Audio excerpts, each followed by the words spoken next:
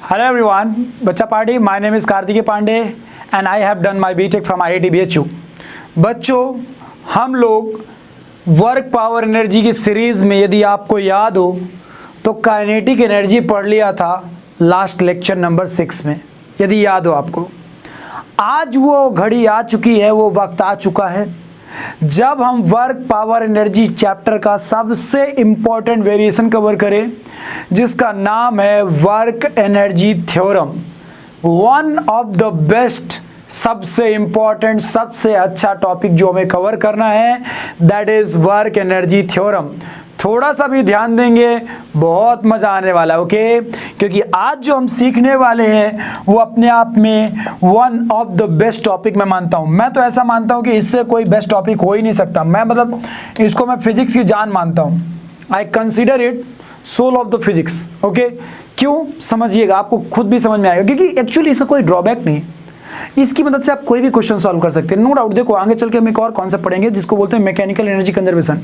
But मैं तुम्हें फिर भी बता दूं, मेरे को ज़्यादा मज़ा आता है वर्क एनर्जी थ्योरम लगाने में, क्योंकि वर्क एनर्जी थ्योरम की मदद से तुम कोई भी क्वेश्चन कभी भी कैसे भी कुछ भी कैसे भी कहीं भी सॉल्व कर सकते हो. कैसे, देखते हैं अपन लोग एक एक करके चीज़ों को. ठीक है, थोड़ा ध्यान देंगे, मज़ा आएगा. चलिए बहुत अच्छे से फोकस करते पूरा डिटेल में. लेट अस सपोज थोड़ा ध्यान से मान लीजिए कोई एक बॉडी है,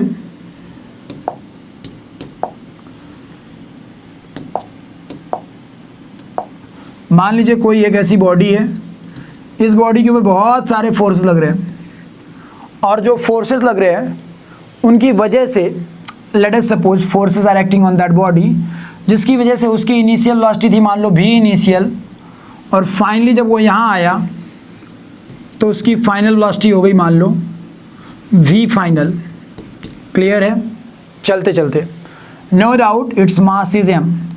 ठीक है, तो हम सब ये बात जानते हैं और ऐसा कह सकते हैं कि लेट अस सपोज इस फोर्स की वजह से डिस्प्लेसमेंट हुआ है, लेट अस सपोज x. ठीक है, तो एकदम सिंपल टर्म्स में बोलेंगे तो हम ऐसा बोलेंगे फोर्स इज इक्वल्स टू होता है मास इनटू एक्सेलरेशन, हम सब जानते हैं. और इस एक्सेलरेशन को हम लोग लिख सकते थे मास इंटू v dv/dx, क्योंकि ब्रो एक्सीलरेशन को हम लोग जैसे dv/dt लिख सकते हो उसी तरह v dv/dx भी लिखा जा सकता है. इस dx को उधर भेज दिया तो क्या आ गया, ये f dx is equals to mv dv. Now integrating on both side, दोनों साइड मैंने इंटीग्रेट करा लिया, तो ये f ऑफ dx का इंटीग्रेशन क्या है, सॉरी f इंटू dx का इंटीग्रेशन क्या है, ये तो एक तरह से वर्क डन है. फोर्स इंटू डिस्प्लेसमेंट, छोटा छोटा dw निकाल के निकाला तो क्या क्या है, टोटल w, बड़ा वाला w बोले तो टोटल वर्क डन. और इसको हम आगे लिखने गए तो f dx को मैंने सीधा लिख दिया w net work done. Clear है, that is equals to m as a constant बाहर आ गया और v dv का इंटीग्रेशन किए तो हम सब जानते हैं कि हो जाएगा v²/2. तो ये हो गया m इंटू v²/2, क्योंकि जब कभी भी x dx का इंटीग्रेशन होता है तो x²/2 आता है, तो v dv का इंटीग्रेशन हो जाएगा v²/2.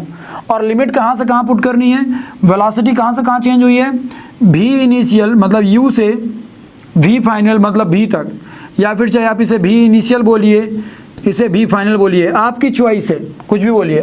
तो जैसे ही आप लिमिट्स को पुट कराएंगे, when you will put the limit, आपको क्या मिल जाएगा, w net is equals to, ध्यान से देखो, mv²/2 माइनस mv इनिशियल का स्क्वायर/2. माय डियर, थोड़ा ध्यान से देखा जाए तो mv फाइनल का स्क्वायर/2 ये कहीं ना कहीं काइनेटिक एनर्जी फाइनल है, और mv इनिशियल का स्क्वायर/2 कहीं ना कहीं ये इनिशियल काइनेटिक एनर्जी है. तो हम इसको लिख सकते थे w net is equals to, ध्यान से देखो, तो ke final minus ke initial, ध्यान से देखो, so this is w net is equals to ke final minus ke initial, क्योंकि v फाइनल mv²/2 ये तो काइनेटिक एनर्जी है, और क्योंकि यहाँ फाइनल वेलोसिटी है तो ये फाइनल काइनेटिक एनर्जी है, क्योंकि यहाँ इनिशियल वेलोसिटी है तो इनिशियल काइनेटिक एनर्जी है. तो ब्रो हमारे पास रिजल्ट आ चुका है w net is equals to ke final minus ke initial. मतलब मुझे एक आइडिया ये लगा कि जो ये फोर्स लग रहा है इस बॉडी पे, अब वो कोई भी हो सकते हैं, कैसे भी मुझे नहीं पता, इसलिए मैं अभी डिटेल में आगे चल के बताऊँगा. मैंने बस इतना कहा उस बॉडी पे फोर्स एफ लग रहे हैं जिनकी वजह से कुछ वर्क हुआ, और वो वर्क एक तरह से देखा जाए तो हमें कहाँ दिखाई दे रहा है, दिखाई दे रहा है as a change in kinetic energy. बोले तो के फाइनल माइनस के इनिशियल। मतलब कुछ ऐसा हुआ कि आपके पास पहले 10 जूल काइनेटिक एनर्जी थी, फिर किसी ने 100 जूल सप्लाई कर दी in the form of work, तो आपकी नई एनर्जी हो गई 110 जूल। तो जो चेंज आया 110 minus 10 that is the work done. Clear हुआ क्या? वो क्यों इंक्रीज हुआ? वर्क डन की वजह से। यदि डिक्रीज हुआ होता तो क्यों होता? वर्क डन की वजह से।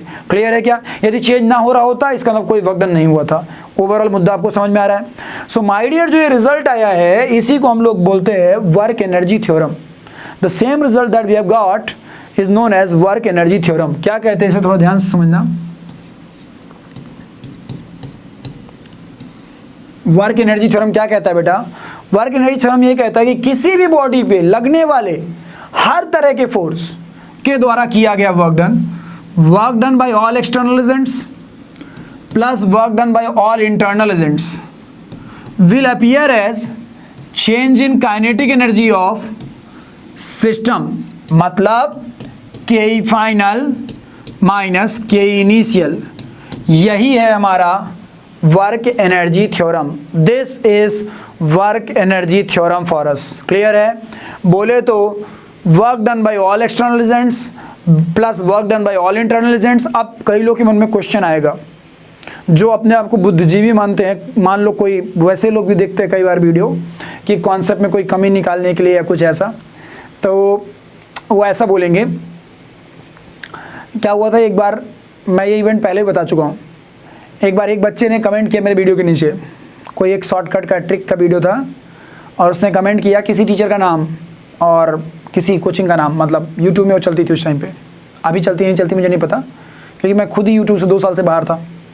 तो क्या कमेंट किया कि आपने हमारे सर की वीडियो देख के, आपने हमारे सर की ट्रिक देख करके अपलोड कर दी। ओ क्या बात है। उस चिमकांडी को लगा होगा कि हमने कमेंट कर लिया, कूल बन गए। मुझे लगा मैं इग्नोर कर दूँ, और मैं नो डाउट इग्नोर कर भी देता। मैं उतना ध्यान ना देता कि जो हुआ सो हुआ यार, ठीक है बच्चा है कमेंट कर दिया।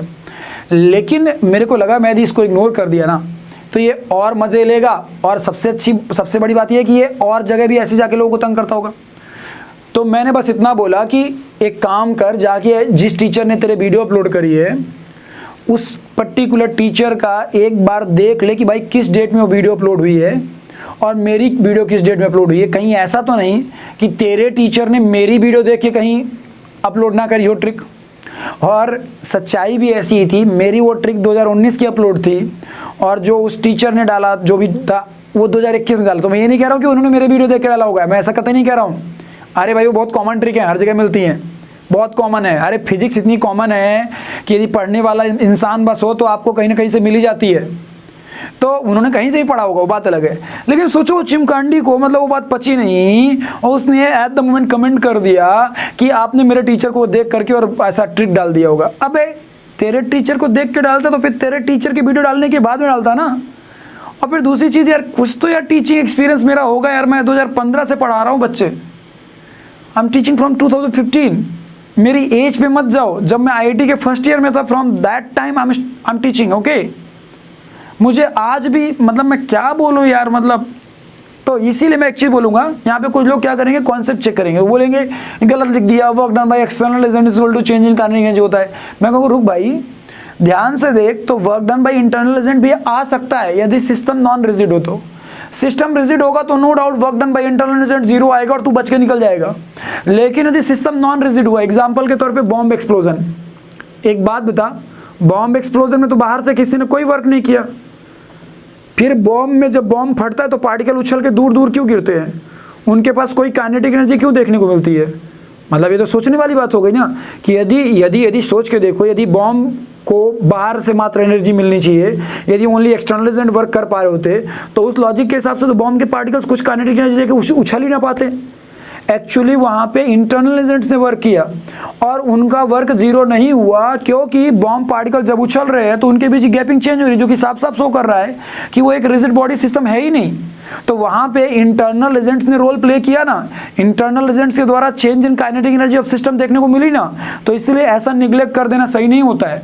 सो ये बात ध्यान रखिए, work done by internal agents plus work done by external agents will appear as change in kinetic energy. No doubt यदि रिजिड सिस्टम हुआ तो इसकी वैल्यू 0 हो जाएगी if rigid system is taken,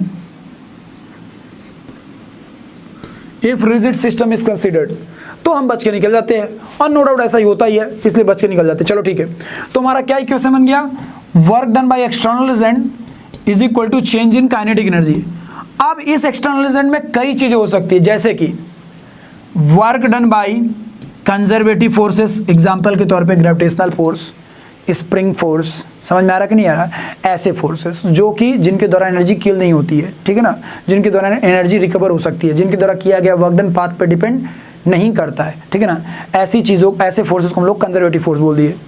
plus work done bye non conservative forces, ऐसे forces जैसे friction, viscous force, air drag, ऐसे forces जो एनर्जी किल करने की क्षमता रखते हैं, या फिर जिनके द्वारा किया गया वर्क डन पाथ पे डिपेंड करता है, या फिर जिनके वर्क डन की वजह से हीट प्रोड्यूस होती है, ऐसी चीजें बोल दो, ऐसे फोर्सेस के द्वारा किया गया work done. Plus work done bye pseudo forces, भाई जरूरी थोड़ी है कि तुम ऑलवेज तुम इनर्शियल फ्रेम ऑफ रेफरेंस से चीज़ों को ऑब्जर्व कर रहे होगे, हो सकता है नॉन इनर्शियल फ्रेम से ऑब्जर्व कर रहे हो, और यदि नॉन इनर्शियल फ्रेम से ऑब्जर्व कर रहे होगे तो उस कंडीशन में तुम्हें ऑब्वियस सी बात है कि तुम्हें मतलब एक तरह से देखा जाए तो सही रिजल्ट्स नहीं मिलेंगे, वहाँ पे बॉडी का एक्सेलरेशन तुम्हें दिखाई नहीं देगा, और एक तरह से वहाँ पे स्यूडो फोर्स का रोल प्ले होना चालू हो जाएगा। तो फिर हमें वहाँ पे स्यूडो फोर्स के द्वारा किया गया वर्क डन भी कंसीडर करना पड़ता है। Will appear as change in kinetic energy, so this is actual work energy theorem, इसी को हम लोग बोलते हैं WET, बोले तो वर्क एनर्जी थ्योरम, मतलब work done by all kind of external agents will appear as change in kinetic energy of the system. Actually यही क्यों, ये क्यों नहीं, क्योंकि जनरली हम रिजिड बॉडी सिस्टम जैसे ही केसेस लेके चलते हैं, या फिर ये समझ लो कि बॉम्ब एक्सप्लोजन जैसे केसेस हर जगह एप्लीकेबल नहीं होते, हर जगह मतलब मिलते ही नहीं वैसे केसेस, हमें वैसे क्वेश्चन ही नहीं मिलते, इसलिए हम बच के निकल जाते हैं। तो मेनली यही हमारे लिए क्या है बच्चा पार्टी, यही हमारे लिए है वर्क एनर्जी थ्योरम। तो इसको दोबारा 3 बार 4 बार 5 बार देख लीजिए अच्छे से। Work done by all external agents, either it is conservative force or it is non-conservative force or it is pseudo force, everyone's work is going to be counted, okay, that work will appear as change in kinetic energy of the system, ठीक है। अब हम लोग चलिए इसको use करते हैं और आने वाले 1-2 लेक्चर में इसके बेसिस पे न्यूमेरिकल्स कवर करते हैं, अच्छे वेरिएशंस कवर करते हैं। और देखो यार, नीट में एकदम टॉप लेवल के क्वेश्चन नहीं आते, जेईई में एकदम टॉप लेवल क्वेश्चन नहीं आते, लेकिन एडवांस में आते हैं। तो एडवांस वालों के लिए अपन लोग वो वाले लेक्चर्स बाद में देख लेंगे, वो वाले क्वेश्चंस, ठीक है। सो चलिए अभी हम लोग वो क्वेश्चंस लेंगे जिनका स्टैंडर्ड नीट और जेईई में जितना है। मतलब ये नहीं सोच लेना किसी जेईई एडवांस का, मान लो कोई बच्चा इस लेक्चर को देखता है तो ये ना सोचे कि भाई बस हो गया, यही हमारी तैयारी हो गई, ना ना ना ना ना, दैट इज वार्म अप, ठीक है ना। ना चलिए ध्यान से देखते हैं। तो एक छोटा सा क्वेश्चन है, एकदम एग्जाम्पल से स्टार्ट कर रहे हैं, बेसिक चीज़ों से स्टार्ट कर रहे हैं। मान लीजिए कोई बॉल है जिसको किसी हाइट एज से छोड़ा गया है, तो ये बॉल जब नीचे आएगी तो यहाँ पे इसकी वेलोसिटी कितनी होगी, दिस इज द क्वेश्चन। यहाँ से हमने बॉल को ड्रॉप किया है, ball is dropped from some height edge. Now the question is that when that particular ball will reach to the ground, what will be the value of its velocity? तो मैंने कहा देख भाई मुझे ज़्यादा आइडिया नहीं, लेकिन इतना पता है कि initial kinetic energy initial velocity 0 है और फाइनल वेलोसिटी मैंने भी मानी है, ठीक है। और हम सबको पता है कि पूरी जर्नी में बॉडी के ऊपर एक फोर्स लग रहा होगा डाउनवर्ड डायरेक्शन में toward the centre of earth, that is mg। So कहीं ना कहीं मैं ऐसा लिख सकता था कि work done by mg will appear as change in kinetic energy, बोले तो ke final minus ke initial. तो वर्क डन बाय mg क्या लिखेंगे, mg force into that displacement h is equals to change in kinetic energy. तो k final कितना हो जाएगा हमारा, half of mv square minus half of mu square. No doubt u की value कितनी है 0, तो पुट कर दीजिए तो ये बन जाएगा half of mv² minus 0। Now ये 2 उधर चला जाएगा, m से m कैंसिल कर दीजिए बेटा, 2 को उधर भेज दीजिए, तो आपका आ चुका है 2gh is equals to v²। साफ साफ बता रहा है कि v की वैल्यू कितनी आ चुकी है, √2gh। और शायद तक काइनेमेटिक्स में मोशन इन 1D में मोशन अंडर ग्रेविटी का जब केस हम लोग पढ़ रहे थे तो हम लोग यही रिजल्ट्स तो निकाले थे कि जब कभी भी किसी भी बॉडी को h हाइट से ड्रॉप करते हैं तो ग्राउंड में पहुंचते वक्त उसकी वेलोसिटी क्या होती है, just before striking √2gh। If that particular body had travelled h distance then that particular body under gravity will achieve velocity √2gh। ठीक है, आगे बढ़ते हैं। अब मान लो ऐसा क्वेश्चन दे दिया, there is a ball which is launched from the ground with some velocity v।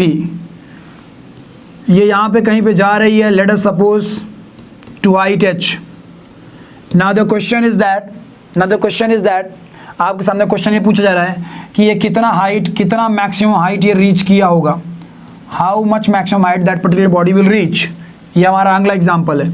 ठीक है, हमने कहा देख बहुत सिंपल है, इस बार आपका इनिशियल वेलोसिटी कितना है, इस बार आपका इनिशियल वेलोसिटी की वैल्यू कितनी है, यहाँ पे ध्यान से देखो, v initial is your v and v final is your 0। v final की वैल्यू 0 क्यों बोल रहे हैं, क्योंकि यदि इसकी v फाइनल वेलोसिटी 0 नहीं होगी तो क्या ये बॉडी रुकती, यदि फाइनल वेलोसिटी भी कुछ बची रहती तो बॉडी अभी और ऊपर जाती। तो it's a very logical thing कि जहाँ पे इसकी वेलोसिटी 0 ही होगी वही इसकी मैक्सिमम हाइट है। अच्छा ये सोचिए कि जब ये बॉडी ऊपर की ओर जा रही है, when that body was going upward, mg कहीं ना कहीं डाउनवर्ड डायरेक्शन में लग रहा था, तो फिर से हम वही लिखते हैं, work done by mg will appear as change in kinetic energy. Okay चलो भाई लोग लिखते हैं, तो वर्क डन बाय mg कितना हुआ होगा, माइनस का mg into h max. Minus sign क्यों कंसीडर किया, बिकॉज ध्यान से देखा जाए तो body is going in upward direction and mg is acting in downward direction, that's why minus sign, minus mg h max is equals to ke max, sorry ke final। तो ke final कितना हो चुका, half of m into 0 का square minus के initial, तो half of mv²। Clear हुआ क्या। Now ध्यान से देखिए, तो जब इसको सॉल्व करेंगे तो ये तो पूरा टर्म 0 हो गया, ये वाला माइनस माइनस कट जाएगा, ये वाला m से m कट जाएगा। क्लियर हुआ क्या। नाउ ध्यान से देखो, उस g को इधर ला लो, तो जैसे g को इधर लाओगे तो h मैक्स कितना आ जाएगा, माइनस माइनस उड़ चुका है, h मैक्स इक्वल टू आ चुका है आपका v²/2g। शायद तक यही रिजल्ट्स हम लोग देखते थे कि मैक्सिमम हाइट बॉडी के द्वारा कितना पहुंचेगा, v²/2g। यदि आपको समझ में आ रहा हो तो एक बात आपको क्लियर हो रही है कि वर्क एनर्जी थ्योरम की वजह से जो काइनेमेटिक्स के रिजल्ट्स थे या प्रोजेक्टाइल मोशन के रिजल्ट्स थे या जो भी रिजल्ट्स थे वहाँ के, वो सब रीड्राइव किए जा सकते हैं किसकी मदद से, वर्क एनर्जी थ्योरम की मदद से। जैसे और एग्जांपल्स लेते हैं अपन लोग, आई होप ये तो क्लियर हो ही गया होगा ना। ये सारे एग्जांपल्स कॉपी में अच्छे से बनते चलने चाहिए। ठीक है, अगला एग्जांपल है, मान लीजिए किसी टावर, एक टावर है, टावर का हाइट h है। ठीक है, उस टावर से मान लीजिए एक बॉल को 3 डायरेक्शन में भेज रहे हैं, like this like this like this. ठीक है, तीनों बार उसकी वेलोसिटी u है, u नो डाउट, एक बार थीटा एंगल ऊपर की ओर है, एक बार थीटा एंगल नीचे की ओर है। ठीक है, और वो पर्टिकुलर जो बॉडीज़ हैं वो उड़ के ऐसे ग्राउंड में गिरेंगी लाइक दिस, कहीं गिरे आई डोंट केयर, लेकिन गिरेंगी। ठीक है, तो जब वो ग्राउंड में फॉल करेंगी लाइक दिस, तो ग्राउंड में फॉल करते वक्त उन सब की वेलोसिटीज़ होंगी लाइक दिस, इन सब के पास कुछ ना कुछ वेलोसिटीज़ रही होंगी। इसकी वेलोसिटी रही होगी, मान लो ये केस है A, ये केस है B और ये केस है C, तो ये हो गया VA, ये है BB और ये VC। तो क्वेश्चन ये है कि ज़्यादा वेलोसिटी कौन होगी, VA कौन ज़्यादा, VB कौन ज़्यादा या VC कौन ज़्यादा, कौन कम, बराबर होंगे क्या, ऐसा क्वेश्चन हमारे सामने। अब देखो ध्यान से देखो, तो लॉजिक गया भाड़ में भी के लिए। ठीक है ना, अभी ये सोचो, देखने में ऐसा लग रहा है कि अरे यार एक बॉडी ऊपर की ओर गई है, एक बॉडी ऐसे गई और एक बॉडी नीचे की ओर आई, ये समझ में नहीं आ रहा कि किसकी वेलोसिटी ज़्यादा होगी किसकी कम होगी। मैंने कहा देखो यार नहीं समझ में आ रहा, तो एक तरीका तो ये है कि मोशन इन 1D से करो, मतलब इसको 2D को 1D + 1D लिख लो, 2 पार्ट में तोड़ लो, प्रोजेक्टाइल के रूल लगाओ, y कंपोनेंट निकालो, x कंपोनेंट निकालो, x एक्सिस की मोशन को अलग सॉल्व करो, y एक्सिस की मोशन को अलग सॉल्व करो, और वहाँ से फिर तुम सबकी वेलोसिटी निकाल के नेट निकाल लो। एक तरीका तो ये कहता है रूल 1। रूल 2 ये कहता है कि हम ये ना करके वर्क एनर्जी थ्योरम लगा के देखें क्या, ऐसा ना करके हम वर्क एनर्जी थ्योरम लगा के देखें क्या। तो चलो यदि मैं वर्क एनर्जी थ्योरम लगाता हूँ तीनों के केस में, आई डोंट केयर, ठीक है, या फिर चलो एक एक कर लगा रहा हूँ सबको। तो वर्क एनर्जी थ्योरम के अकॉर्डिंग क्या आएगा, वर्क डन बाय mg, क्योंकि ब्रो सोच के देख इन सब की जर्नी में जब ये एयर में है, एयर ड्रैग तो है नहीं, हवा तो एब्सेंट मान के चलते हैं, वैक्यूम मान के चलते हैं, ओनली mg ही है जो इनको नीचे की ओर खींच रहा है, only mg is there for doing some work. तो हम सीधा सीधा लिखेंगे work done by mg will appear as change in kinetic energy. तो उस लॉजिक के हिसाब से वर्क डन बाय mg क्या हो जाएगा, mgh, तीनों केस में mgh। क्यों, क्योंकि मैंने आपको बताया था कि फोर्स के डायरेक्शन का नेट डिस्प्लेसमेंट क्या है, यदि हम इसको मल्टीप्लाई कर देते हैं तो हमें वर्क डन मिल जाता है। तो mg के डायरेक्शन में नेट डिस्प्लेसमेंट तो h ही है ना, चाहे बॉडी कहीं कहीं भी घूमे, कोई भी कहीं घूमे, I don't care, initial point ये है और फाइनल पॉइंट ग्राउंड में है, मतलब बॉडी जो है इस डायरेक्शन में तो h डिस्प्लेसमेंट ही सफ़र कर रही है ना।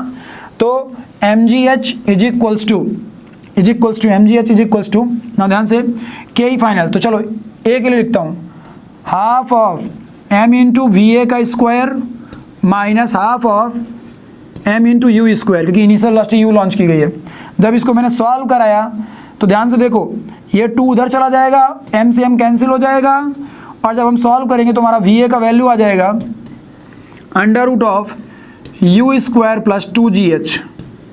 क्लियर है क्या, this is the value of va।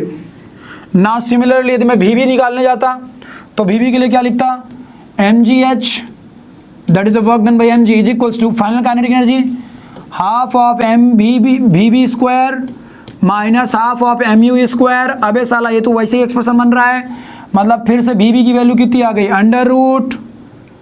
√ u square plus 2gh।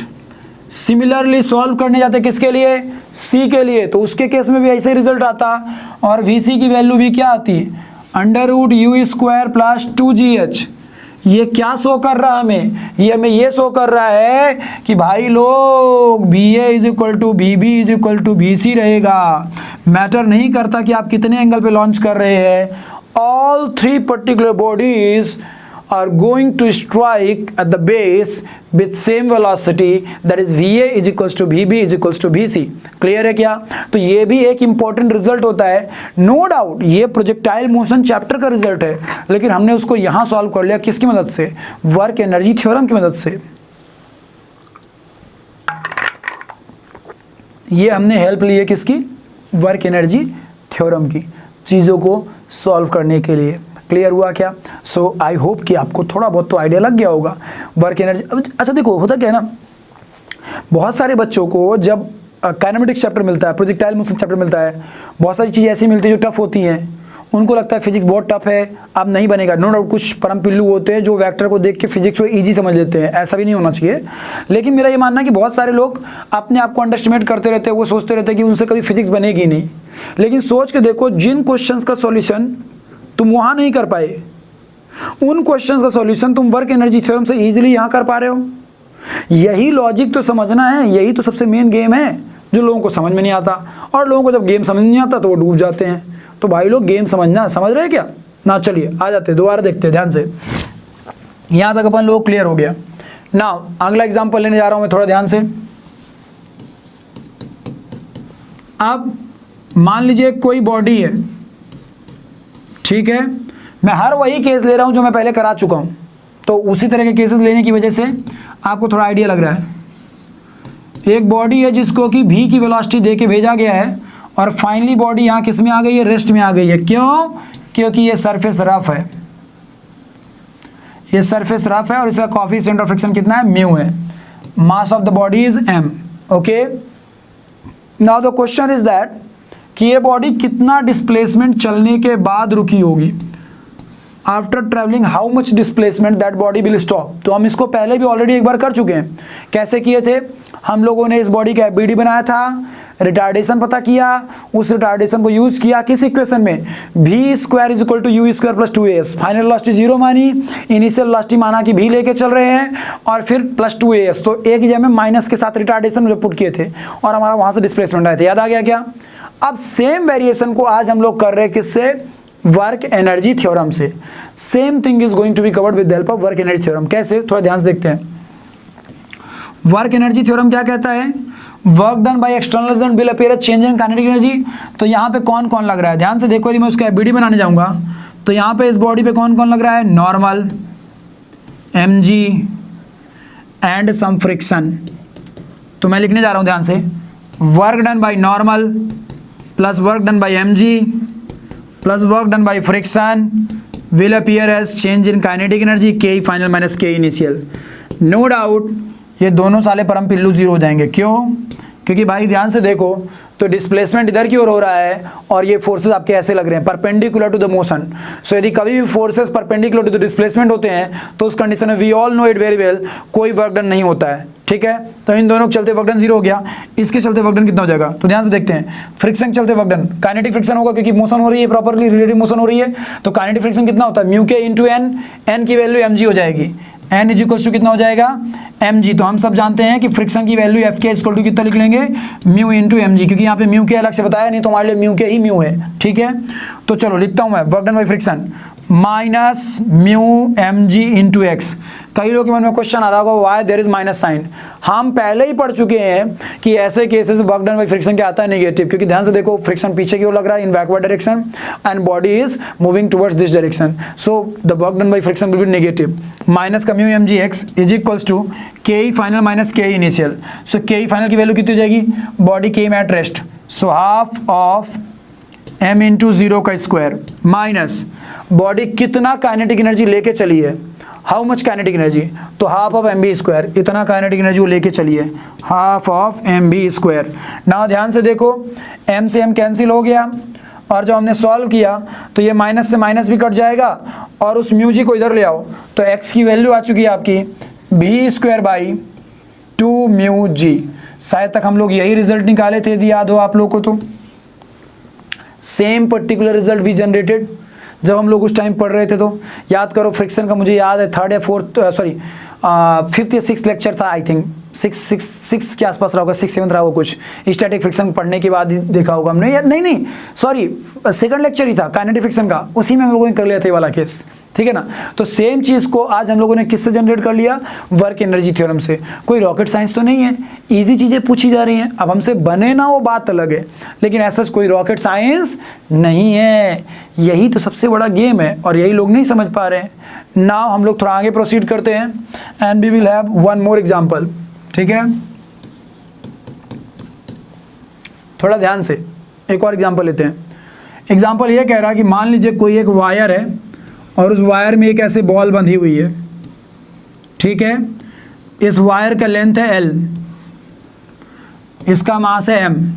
ठीक है बच्चा पार्टी, आपने उस बॉल को वहां से छोड़ा, ये बॉल नीचे गिर के ऐसे आएगी, लेट अस सपोज सर्कल में एक सर्कुलर मोशन परफॉर्म करते हुए आएगी।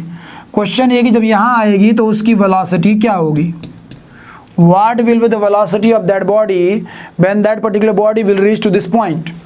ये हमारा क्वेश्चन है। ठीक है, हमने कहा बहुत आसान है, कोई रॉकेट साइंस हमारे लिए है ही नहीं, हमको तो लगाना एक ही चीज़ है, वर्क एनर्जी थ्योरम। तो मैं क्या चाहता हूँ कि आप एक बार वीडियो को पॉज करिए यहीं पे, और वीडियो को पॉज करने के बाद सॉल्व करिए और फिर वीडियो को रिस्टार्ट करके देखिए और सॉल्यूशन मैच करिए। समझ में आया कि नहीं आया? क्योंकि यार देखो, मैंने तो यार मैं कितने भी एग्जाम्पल्स लेते जाऊँ, एग्जाम्पल कम ही पढ़ने वाले हैं, क्योंकि बेटा इस मतलब पूरे ब्रह्मांड में तो लाखों करोड़ों क्वेश्चन बनाए जा सकते हैं सेम टाइप के, सेम तरह के, या थोड़ा बहुत वेरिएशन डाल के। तो नंबर ऑफ क्वेश्चन कितने भी करते हैं ये मैटर नहीं करता, आपसे कब बनने लगा ये मैटर करता है। तो उसके लिए क्वालिटी प्रैक्टिस ज़रूरत है, तो थोड़ा आप भी प्रैक्टिस करिए। ठीक है, वर्क एनर्जी थ्योरम लगाइए, देखते क्या आता है। तो चलिए वर्क एनर्जी थ्योरम लगा के देखते क्या आता है अपना। According to work energy theorem, work done by external agents will appear as change in kinetic energy. चलो इस बॉडी पे कौन कौन लग रहा है ध्यान से देखो। तो इस बॉडी पे यदि मैं ध्यान से देखूं तो इधर क्यों लग रहा होगा टेंशन टी, टेंशन टी, और इधर क्यों लग रहा है mg।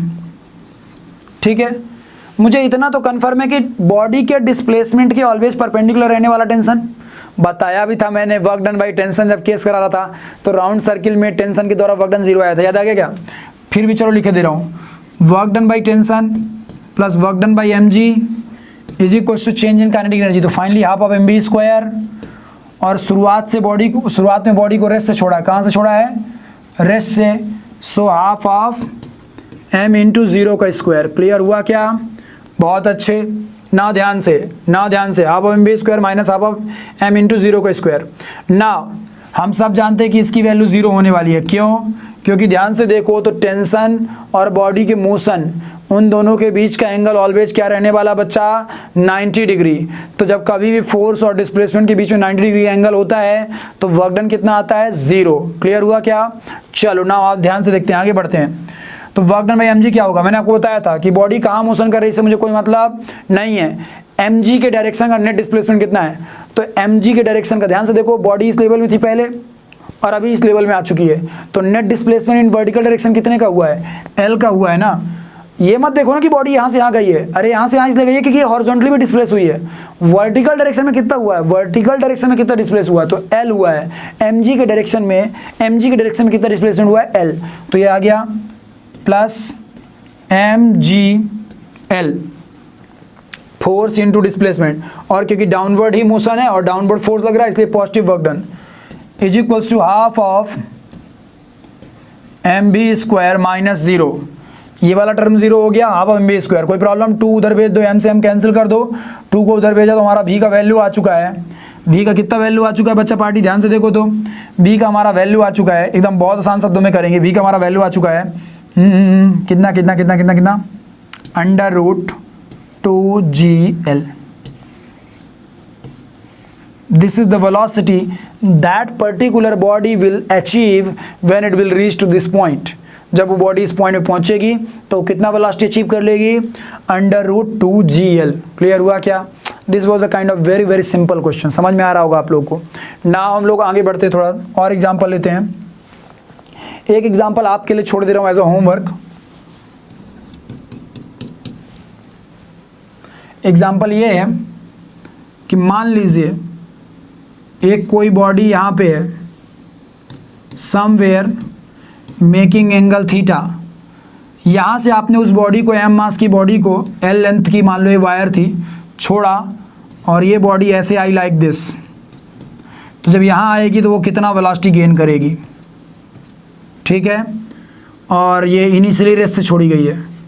बस ध्यान रखना है, आपको कुछ करना नहीं ज़्यादा, आपको ये वाला डिस्प्लेसमेंट पता करना, तो उसके लिए क्या करना पड़ेगा, ये एक राइट एंगल ट्राइंगल लेकर के ये लेंथ निकाल लोगे, टोटल एल में से इसको माइनस कर दोगे इतनी लेंथ को, तो ये आ जाएगा mg के द्वारा किया गया work done, mg into H, that will appear a change in kinetic energy. Rest से छोड़े हो, finally half of mv square, आपको आंसर मिल जाएगा। तो आई होप कि आप इसका आंसर आसानी से निकाल लोगे, ठीक है। तो ये ट्राई करना घर में। नाउ एक अगला एग्जाम्पल ले रहा हूँ मैं। मान लीजिए एक ऐसा इंक्लाइन प्लेन है जो कि कैसा है, रफ है, ठीक है। एंड लेट अस सपोज किसी एक बॉडी को आपने इधर की ओर v वेलोसिटी दे के भेजा है, कितना वेलोसिटी दे के भेजा है, v वेलोसिटी दे के भेजा है, एंड रफ होने की वजह से उसका कॉफिशिएंट ऑफ फ्रिक्शन म्यू दे रखा है आपको, उसका मास है m। क्वेश्चन ये है कि ये बॉडी मान लो यहाँ तक आते आते रेस्ट में आ गई, it came here at rest, ठीक है। और ये जब रेस्ट में आ गई तो क्वेश्चन ये है कि मान लो ये डिस्प्लेसमेंट s ट्रेवल किया है, तो s की वैल्यू क्या होगी, मतलब कितना डिस्प्लेसमेंट ट्रेवल करने के बाद वो बॉडी रेस्ट में आई होगी। After travelling how much distance that body will come to the rest, ठीक है। तो देखो एज सच कोई रॉकेट साइंस नहीं है, सिंपल क्वेश्चन है, लेकिन फिर वही है, बना तो सिंपल है, नहीं बना तो टफ था, यही वाला तो लॉजिक होता है। मैंने मैक्सिमम टाइम ये चीज़ देखा है, बच्चों के अंदर एक्सक्यूज़ बड़ा भयानक रहता है।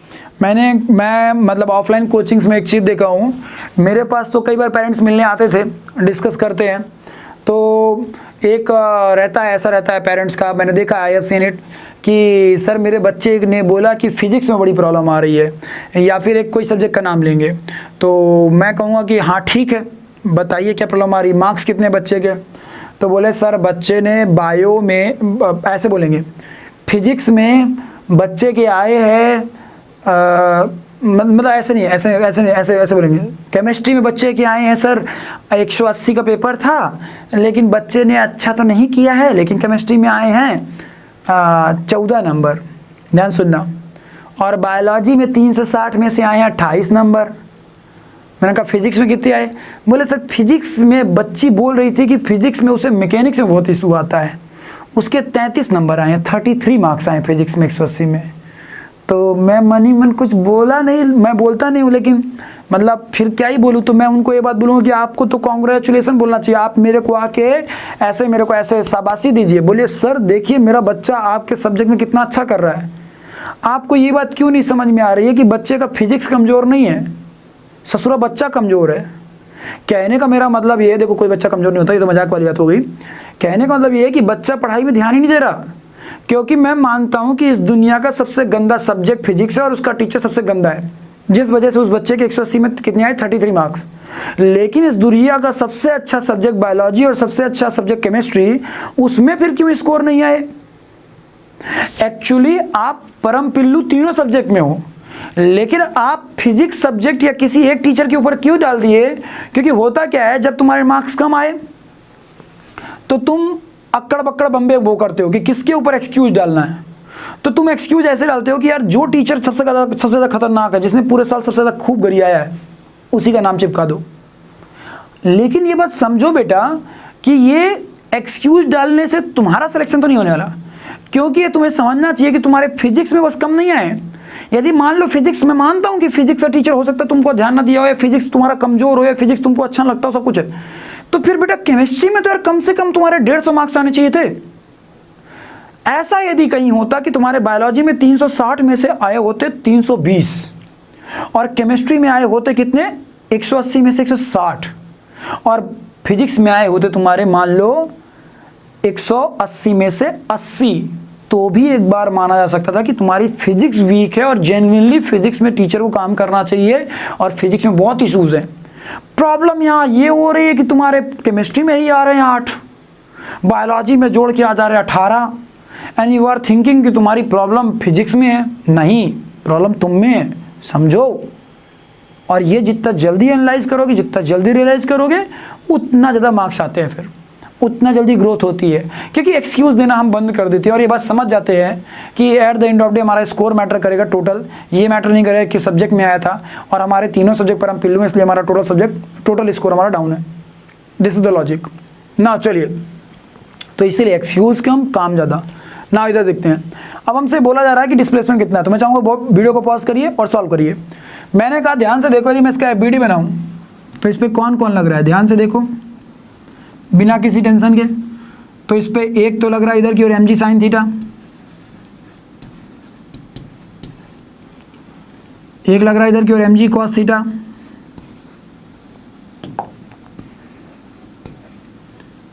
एक इधर की ओर लग रहा है फ्रिक्शन Fr, जिसकी वैल्यू हो जाएगी mu into n, kinetic friction, इधर की ओर नॉर्मल, और फ्रिक्शन इधर की ओर क्यों लगा है? Because body is moving in upward direction. So मैं लिखने जा रहा हूँ वर्क एनर्जी थ्योरम के according, work done by all agents, work done by normal plus work done by mg cos theta plus work done by friction plus work done by mg sin theta will appear as change in kinetic energy. No doubt ये और ये दोनों zero हो जाएंगे। क्यों zero हो जाएंगे? क्योंकि नॉर्मल और mg cos थीटा दोनों ध्यान से देखो तो बॉडी के मोशन के परपेंडिकुलर हैं। बॉडी की मोशन आइदर ऊपर हो या डाउनवर्ड हो, कोई फर्क नहीं पड़ता, ये फोर्सेस तो परपेंडिकुलर हैं, सो इसलिए उनके द्वारा किया गया वर्क डन जीरो आएगा। ना work done due to friction, तो हम सब जानते हैं फ्रिक्शन की वैल्यू कितनी है, म्यू इंटू एन, और एन की वैल्यू कितनी है, N is equal to mg cos theta. तो पुट कर दो तो हमारा फ्रिक्शन का वैल्यू आ चुका है म्यू mg cos थीटा, बहुत बार निकलवा चुका हूँ बेटा, ठीक है ना। चलिए पुट कराते हैं। तो work done by mg sin theta कितना हो जाएगा हमारा, वो हो जाएगा माइनस का mg sin theta into displacement s। Minus sign क्यों यूज किया? Because body is going in upward direction and mg sin theta is acting in downward direction, that's why minus mg sin theta into s minus mu mg cos theta, ये friction हो गया, into s is equal to change in kinetic energy. तो change in kinetic energy कितना आ रहा है? ध्यान से देखो, फाइनली बॉडी रेस्ट में आई है, so K E final equal to half of m into 0 का स्क्वायर माइनस इनिशियली कितनी वेलोसिटी लेके चले थे v, तो हाफ ऑफ एम भी स्क्वायर। क्लियर है ना? ध्यान से देखो, तो ये टर्म 0 हो जाएगा, m से m पूरा कैंसिल हो जाएगा और ये वाला माइनस, ये वाला माइनस, ये वाला माइनस कैंसिल हो जाएगा। जब हम इसको अरेंज कराएंगे तो हमारे को v की वैल्यू मिल जाएगी, v इज इक्वल टू मिल जाएगा 2 उधर चला गया, तो ये हो गया आपका under root of 2g sine theta. अच्छा v थोड़ी निकालना, मुझे v तो दिया है भाई, मुझे तो डिस्प्लेसमेंट निकालना है ना। चलो, तो मुझे s की वैल्यू निकालनी है, तो s को वहीं रहने दो, उधर से g साइन थीटा कॉमन निकाल लो और इधर से mu g cos theta common निकाल लो, इनको तो डिवाइड में ले आओ, तो आ गया result b square by 2g sine theta plus mu g cos theta. Clear हुआ क्या?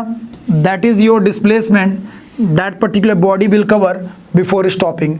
बॉडी रुकने से पहले एटलीस्ट इतना डिस्प्लेसमेंट चल चुकी होगी, b square upon 2g sine theta plus mu g cos theta. 2 bracket के बाहर है, ध्यान रखिएगा, क्योंकि ये वाला 2 था, समझ में आया कि नहीं है? That's why. तो एक तरह से ध्यान से देखिए, तो हमने सारे क्वेश्चंस जो हम पहले पढ़ के आए थे काइनेमेटिक्स में, फ्रिक्शन में, एनएलएम में, उन सारे क्वेश्चंस को हम फिर से बाइंड अप कर दे रहे हैं। किसकी मदद से? वर्क एनर्जी थ्योरम की मदद से। नो डाउट आज की क्लास में हमने बस ये सीखा है कि वर्क एनर्जी थ्योरम होता क्या है और ये सीखा है कि वर्क एनर्जी थ्योरम को हम लगाते कैसे हैं। ठीक है, वर्क एनर्जी थ्योरम था क्या, ये सीखा पहले, आया कैसे प्रूफ उसका, this is the proof of work energy theorem. ठीक है ना? फिर उसके बाद हम लोगों ने क्या सीखा कि वर्क एनर्जी थ्योरम की कंडीशंस क्या होती हैं और work done by internal external, और उसके बाद हम लोगों ने स्टार्ट किया छोटे छोटे न्यूमेरिकल्स। ठीक है, ये न्यूमेरिकल कोई रॉकेट साइंस नहीं था बच्चे, ये न्यूमेरिकल्स कोई भी न्यूमेरिकल रॉकेट साइंस नहीं है, बस बेसिक समझाने के लिए है ये बस इसलिए थे कि आप एटलीस्ट वर्क एनर्जी थ्योरम लगाना सीख जाओ। जब हम लोग नेक्स्ट क्लास लेंगे ना, उसमें हम अच्छे लेवल के वेरिएशंस लेने वाले हैं वर्क एनर्जी थ्योरम के, जो तगड़े क्वेश्चंस होंगे। ठीक है, सो ये ढेर सारे प्रॉब्लम्स हम लोगों ने ली, अच्छी प्रॉब्लम्स ली, एक होमवर्क भी दिया आपको और सबसे अच्छी प्रॉब्लम लास्ट में ये वाली ले ली, कोई चिंता का विषय। So this was all about this lecture. I hope video अच्छा लगा हो। सो आप सब लोगों से एक ही सपोर्ट एक्सपेक्ट करता हूँ, पहले ही बोला हूँ, फिर से बोलूँगा कि अपने दोस्तों को ज़रूर बताइए कि कैसा फिजिक्स का कंटेंट यहाँ मिल रहा है, क्योंकि आप सभी मेरे एक तरह से ब्रांड एम्बेसडर हैं, आप ही हैं जो मेरे लिए ब्रांड है, मतलब आप ही के थ्रू तो मेरा नाम फैलता है चारों तरफ। तो प्लीज़ ये हम्बल रिक्वेस्ट है कि अपने दोस्तों को ज़रूर बताया करिए, जो आपके ग्रुप्स हो सर्किल, जो ग्रुप सर्किल हो, ठीक है ना, मतलब उनमें अपने व्हाट्सअप ग्रुप्स में फॉरवर्ड किया करिए, ऐप की लिंक भेजिए, सबको बताइए कि कैसा कंटेंट यहाँ पर मिलता है। बच्चा पार्टी, आई होप कि वीडियो अच्छा लगा हो आपको। Thank you, take care.